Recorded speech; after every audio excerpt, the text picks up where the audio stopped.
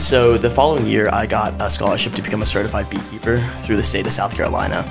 Okay. And so that was fascinating because I actually got to take a class for about 10 weeks and then take an exam. And so at the end of that, a beekeeper who had around 130 hives approached me and was like, hey, you know, come and work on my farm, I'll pay you. And so I did that for a summer, and at the end of the summer, I found out that I had actually bought my first hive from him, like, 5 years before. Oh, wow. It was like a kind of like a full circle moment. Hey, everyone, you're listening to the Lively Charleston Podcast. Our goal with this show is to interact and tell the stories of the amazing people, places, and businesses that make Charleston the best city in the world. If you haven't already, make sure to subscribe to iTunes, Spotify, and YouTube. Also, make sure to check us out on Instagram and Facebook, where we drop regular content throughout the week. All right, William, thank you, man. Thanks for coming to hang out with us for a little bit and talk a little bit more about what you're up to. You're doing some pretty cool things here in the Charleston area, so I appreciate the time, brother. Of course. Thank you for having me. I'm really excited. Awesome, man. So you are the well, you're a lot of things. So among many, you're the founder of River Bluff Honey. You have some other projects kind of in the works. Yes. A CFC student.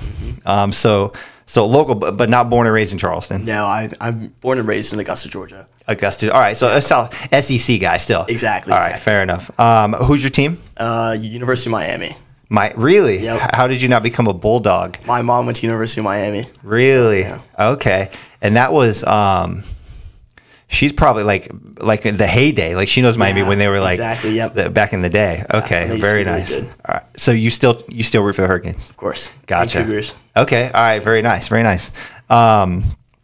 Speaking of the Cougars, how far do you? So you went to CFC? Yes. Yeah.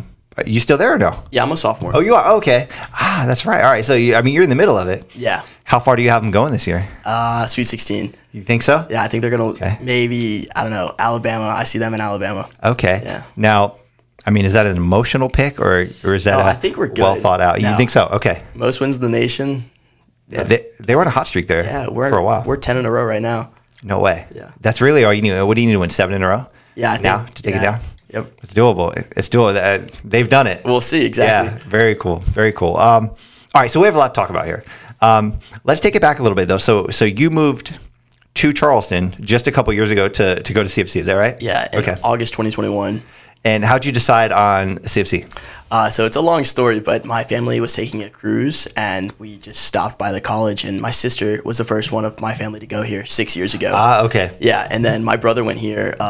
He's a senior this year, and so, I've been coming down here since I was 12 and decided I have to go here. Kind I can't miss out on family it. Tradition, right? Exactly. Okay. Brother and sister still here? No, sister's in Mexico, and brother is a senior, so yeah, he's still here. All right. Very nice. Very nice. Living in Mexico? Yes. Really? Yep. All right. Maybe another story for another time. Exactly. Okay. Fair enough.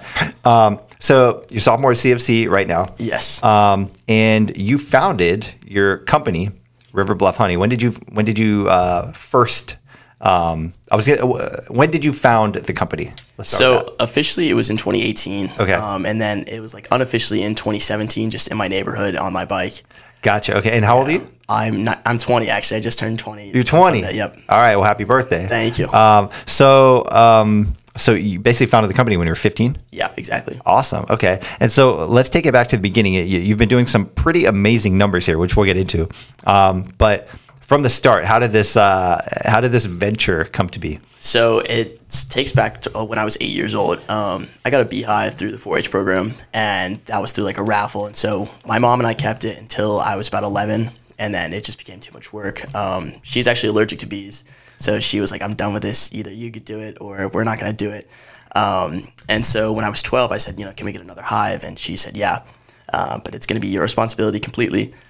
So when I was 14, fair enough. Exactly. Yep. Yeah, she was done with it. When I was 14, we had a good spring, and so by the time I had turned 15, there was enough honey for me to harvest, for my mother and I. And so I harvested it, but it turns out that there was around 3 gallons more than my mom and I could probably eat in a lifetime. So she was upstairs. That's a lot of honey. Yeah. Didn't know what I was doing, and I took it and I bottled it, put it in my backpack, and just went on a bike ride. And she tells me now that she thinks that she thought that I would have come back, empty-handed and just upset that it didn't sell. But it turns out I sold them all within 30 minutes. And so from then, I was 15. I made $100 in 30 minutes. I was like, this is amazing. I need to reinvest so I could scale this a little bit. Yeah. That's a nice hourly rate there. Yeah. Especially at 15, right? Cannot complain. Okay, so you hit the road with a couple of jars, probably like in a backpack, Yeah, right? exactly. Yep. Okay. And what was your who was your target market and what was your sales pitch? So I just went door to door in my neighborhood. Okay. And I was like, hey, like this is local honey. It's 4 doors down. Would you like to buy some? It's $10 a jar. And, I was surprised with how many people said yes. Nice. It didn't help that it did help that I was 15. Yeah. They respect the hustle, right? Yeah, of course. But then they try it. And then did you get some repeat customers after that? Yep. Nice. And I've still got some of those customers, which has been really nice because they've been supporting me, from That's the beginning. cool.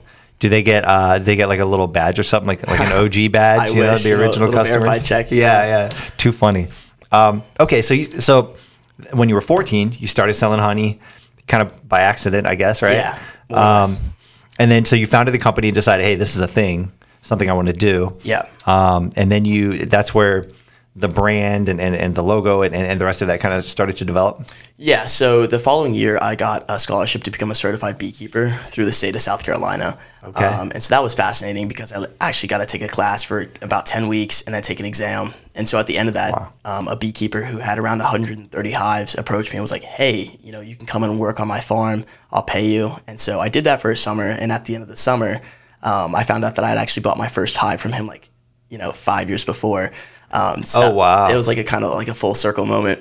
That's cool. Yeah. That's cool. So through him, I realized how to, create a honey company and what steps I should be taking to expand it further. So in the summer of 2018, I got my first retailer. Very nice. Okay. Yeah. I'll tell you what, bees are super, super fascinating. Like to actually learn about, and I'm not going to claim that I know anything about bees, but I have watched a couple episodes of Joe Rogan with, do you know what I'm talking about? Yeah. I don't remember the person's name, but they were like a bee expert. Yeah. And it's just insane. By the way, the males just get thrown out to the dust, right? Like they get treated so bad in the bee culture. The women do all the work, exactly. Yeah, and then they're just like, get out of here. In the winter, just get out of here and go freeze and die. It's wild. But I mean, that's not all bees, right? There's different types. Yeah, there's different types. There's carpenter. Obviously honeybees, and there's bees that don't produce honey. Got you. Okay. And so obviously we have honeybees here in Charleston. What else do we have here in the city and in the state? Pollinator wise, we've got butterflies and all that, and wasps don't pollinate. And then you have the notorious yellow jackets, which people always think are bees. Oh yeah. But those are the scary ones, right? Yeah, those are not good. Okay. No. Yeah. We don't mess with those. All right. So you became a certified beekeeper. Yeah. And then you started the company, and then so now you're producing honey with intent to sell, a little bit different than originally. Yeah, so now it's gotten to around 6 hives in my backyard, and now we're up to I think 4 retailers. And so then it was all right, well, let's see how big I can take this. Can I do 5,000 in my first year? And so I ended up setting the goal for 10,000, and so we were just shy of that. And that's $10,000. Yeah, in revenue. And gotcha. I think our 3rd year, and so that was when I was like, okay, this is kind of cool. Let's see what's our next step. So that was 2019, and then 2020 hit. I was like, well, this sucks. Nobody's going to want to buy honey. But it was actually the best thing that could have happened because I didn't have to go to school. And so I had adults reaching out to me. I always wanted to learn beekeeping. I've seen your story. How do I get involved? So during quarantine, I had 6 or 7 adults that I could mentor in beekeeping. And I would keep bees on their land and get paid for it. That's cool. So a win-win. Yeah. Because now you have a place to keep your bees. Exactly. And then they're learning from you. Yeah, exactly. And then rather than selling the honey to stores, I could sell it directly to people. Even during quarantine, people would come to my house. Very cool. Very cool. Okay. So now fast forward to today. Yep. What are you guys up to now? What does distribution look like? How big has the business grown since then? Yeah, so it's gotten pretty big. We've actually partnered with one of the largest beekeepers in South Carolina because I cannot keep up with demand. Wow. Really? So you have more, you said it, more demand than you're able to make on your own. Yeah. So the gentleman that I partnered with has around 4,000 hives. Wow. Yeah. So he's got a whole team of people. Yeah, he's basically like a professional beekeeper. He does nothing else but keep bees. So it's been a great relationship. He can't sell the honey that he's producing, and I can't produce enough honey to be selling it all. So, yeah, it's been great. Very nice. And so how did you guys find each other? I had just been reaching out to people online, and then I, just came across his page.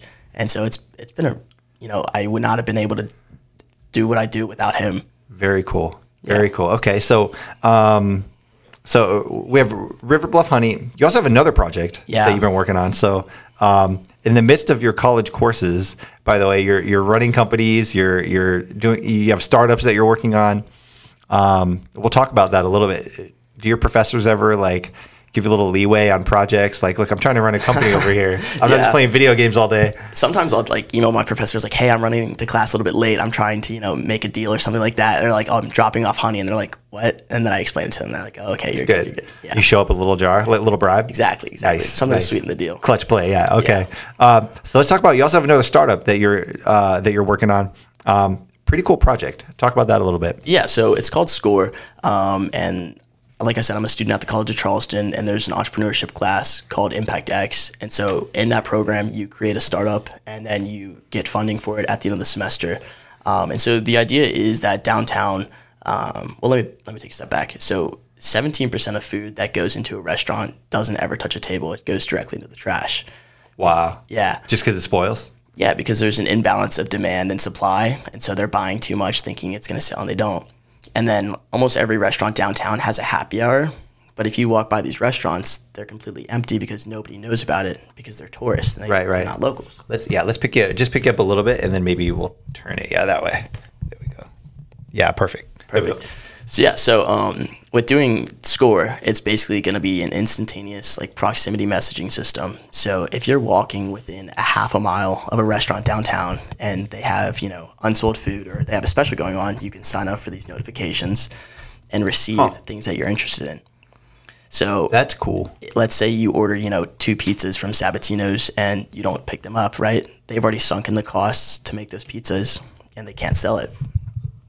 So if there was an app that sent out the notification to around like 10 or 15 people saying, hey, come get this pizza for, 25% off, the business is going to be able to make back their money and bring in new people. Interesting. Okay, that's cool. Yeah, so we're going to start off with restaurants. And then the second thing is retail, like apparel.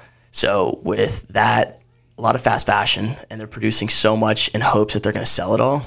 And then they have to find storage for it and hope that it's in season next season.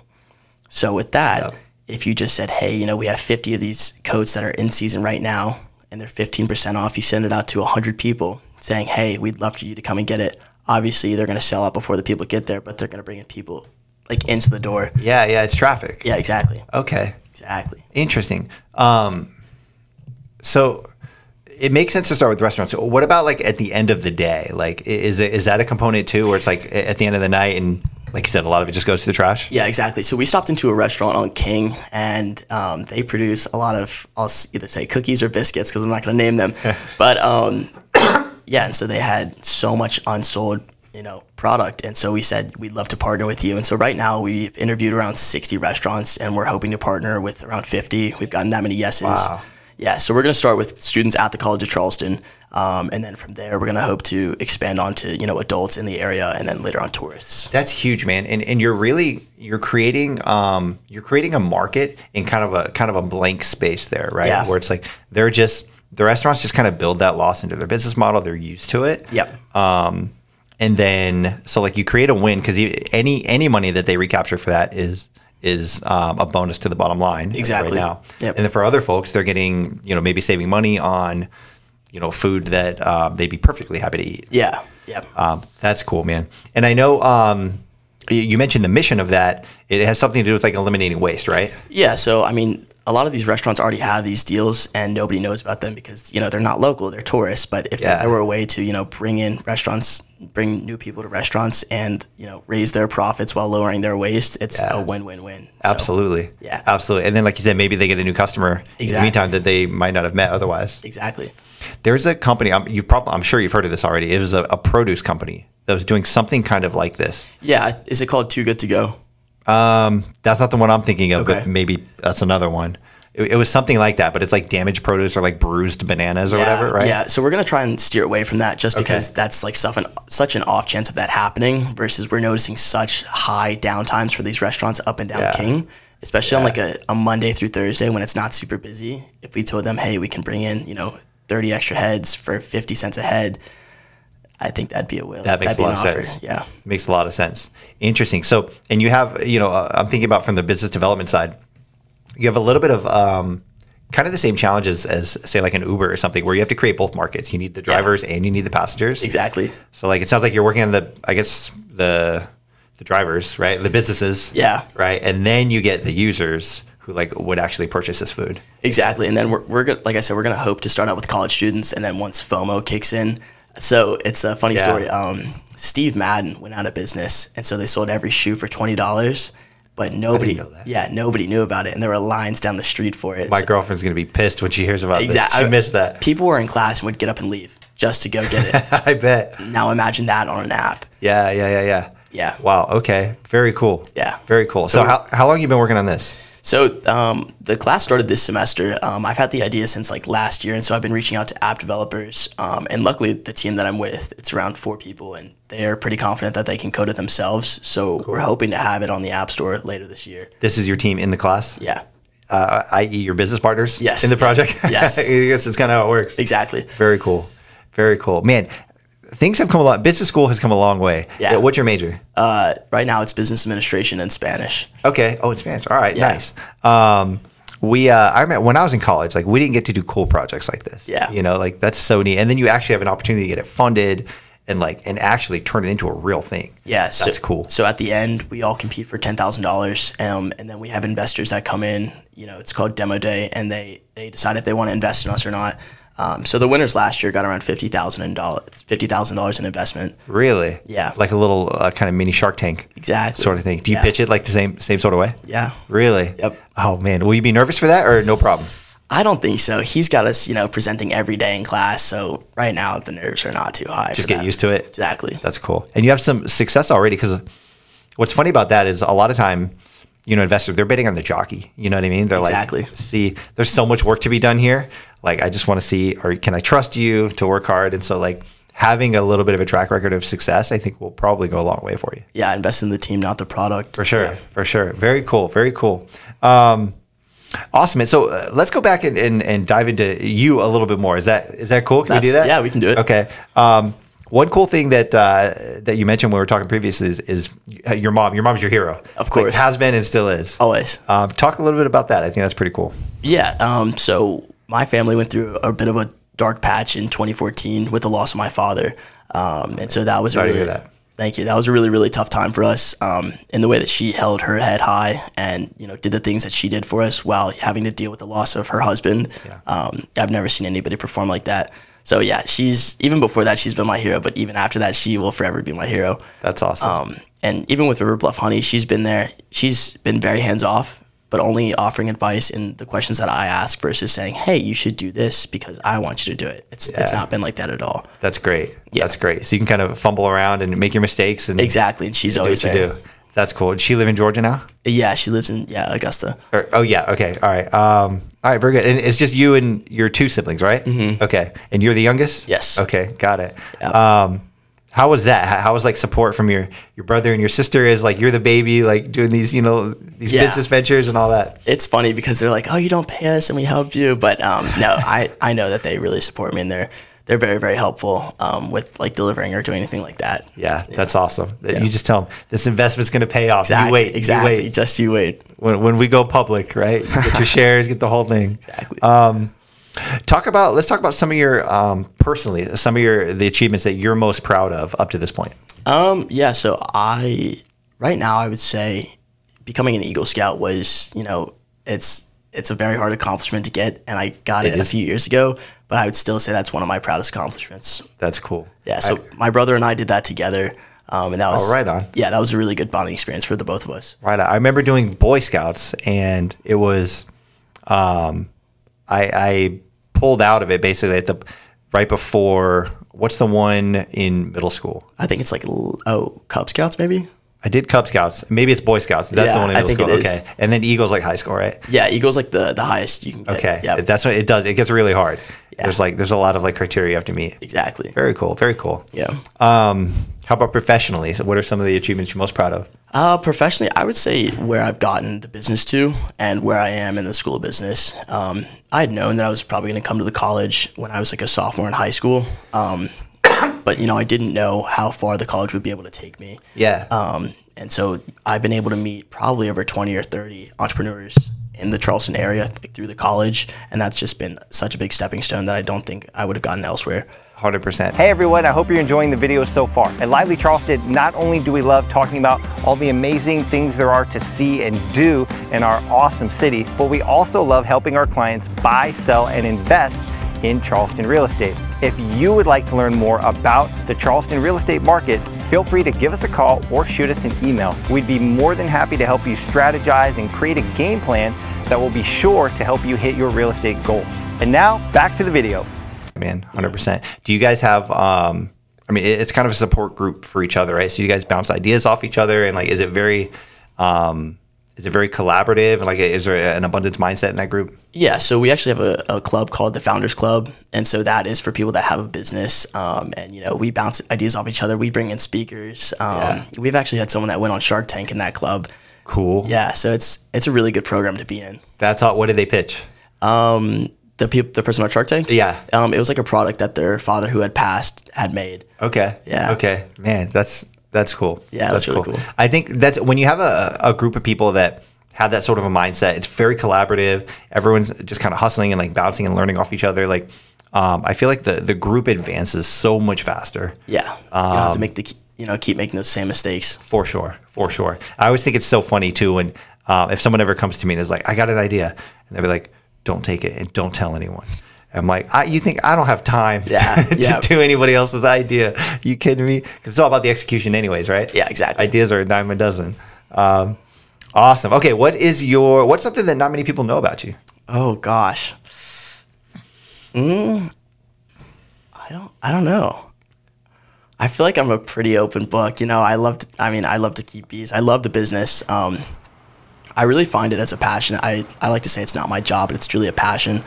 This past summer, I had almost considered, stopping it just because I was getting burnt out. Sure. And then I realized, meeting the people that I've gotten to meet and meeting the business owners that I've gotten to meet and hear their stories and hear the advice that they have. Yeah. That's a reason I'll never stop. Yeah. Those connections will, potentially last forever. Exactly. Yeah. Tell me a little bit about this hike through the desert. This insane hike through the desert? Yeah, so it was Philmont Scout Ranch. My brother and I did it, and I think it was like 76 miles, around like 8 or 10 days. It was a lot of fun, a lot of hard work. We had like a 50-pound back on our back. That's insane. Yeah. How old were you when you did that? I think I was like 15. Oh man, did you train for it or just like wing it? Yeah, we had trained for it. Yeah. Okay. Yeah. Okay. It makes sense. Yeah. I don't think you can throw a backpack on most people and just say, good luck. Yeah, exactly. Have fun. You also played the violin when you were younger. Yeah, I did play the violin.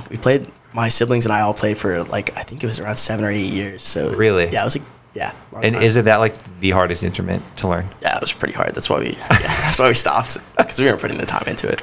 That's why. So one thing that kind of stood out to me, just in kind of like learning more about your backstory and like the things that you've done and been involved in and accomplished, is like there's a discipline seems to be like a kind of a principle that you live by, and something that just kind of seems to be woven in most of what you do. Yeah, I would say, if it's not something I'm truly interested in and truly passionate about, I really need to pull back my time from it. And that's something that I've learned at a young age and has been extremely valuable. And it's something I still struggle with today, being as involved as I am, especially in college too, and having a social life, it's very hard. And so there's some things that I do need to pull back from, and not let my relationships with my friends or family suffer because I'm too involved otherwise. No, absolutely. Yeah. Who are some of the online content creators and mentors that you most like to pay attention to? I really like Gary Vee.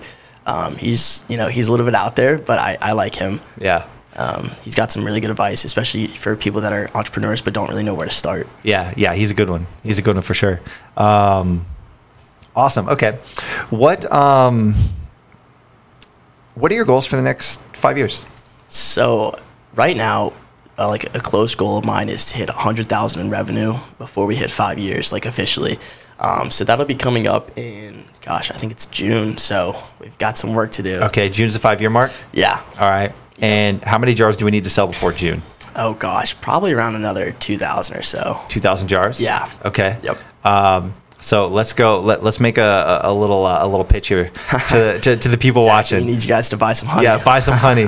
But we'll give you the website here shortly. But Exactly. all right, River Bluff Honey. Yes, sir. All right, plug. All right, that's probably 500 jars sold just now. We'll see.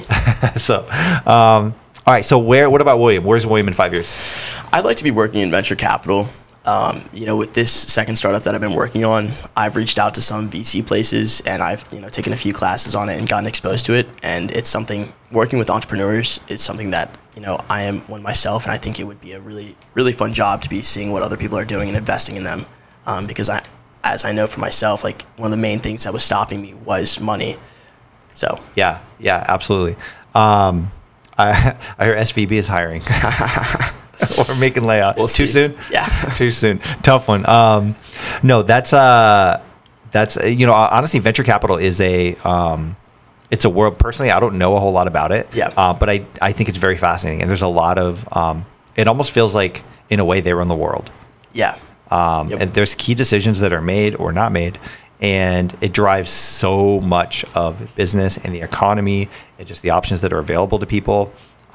It's pretty wild. Yeah, I feel like to be a part of something where, every startup has to start eventually, it would be a pretty influential job. Yeah, no, absolutely. Absolutely. Very cool. What sort of businesses would you like to be involved in? I think the technology space, but specifically early seed. I mean, those are the most high risk, high reward type ones. But, to see a technology that no one's really seen before and to have an opportunity to invest or not invest in it.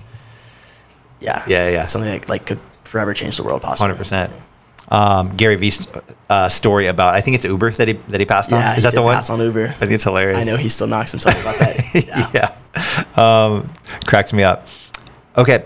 What are you familiar with by the way, Alex Hormozy? Are you a fan of his? Okay. Yeah. He's one of my favorites too. Yeah, I do like him. He does a really good job contextualizing things and just making them very simple. Yeah, and not too braggy or showy about it. Yeah, exactly. It's tank top and jorts, right? Awesome. Okay, so let's wrap up. Last couple questions. So let's say you could go back to young William, 14, 15-year-old William, and give him some advice based on what you've learned over the last few years. What would you go say? Oh, gosh. I would probably have to say that you can't take a no from somebody who will not give you a yes. Buckle up. It's going to be one hell of a ride. I mean, I did not think that I'd be doing it, 5 years later. But I would just have to say, keep taking those no's and just move on. Don't really pay attention to them. You just got to keep going. Great advice. And I like what you said no stands for. Yeah, I always say that no is next opportunity. I love that. Yeah. I love that. Keep moving, keep pounding. Exactly. Beautiful. Okay. What about somebody's listening or watching and they think your story is cool, they're inspired by you, and maybe a young entrepreneur, they're thinking about taking a risk or trying something. What would you say to them? I would say you have to start, take the first step. There's nothing worse than, living in the fantasy of, it's going to work, but, not taking that first step. If it fails, so what? You got to fail, and you got to fail fast, and, take one failure and move on.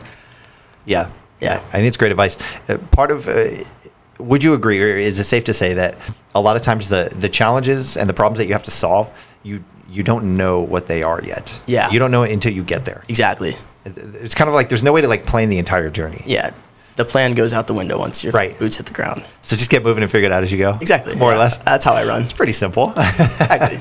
Awesome. So if people want to learn more about you, about River Bluff Honey, about SCORE, where should they go? They can go to my website. It's riverbluffhoney.com, or I've got an Instagram, and that's at HELFGOAT.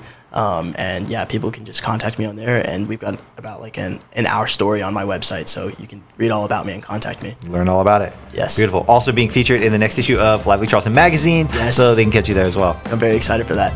Awesome, man. Very cool. Well, hey, thank you again for the time. It's been a pleasure. Thank you. Really appreciate it, man. Of course. All right, man. Hey y'all, that's a wrap on today's episode. Thanks so much for watching. We hope you enjoyed it. Make sure to like or follow or subscribe. Whatever platform you're on, just hit the button to make sure you don't miss any future episodes. Yep, and please help us grow the channel by sharing it with someone else who might enjoy it as well. Thank you so much for watching, and we'll see you next time.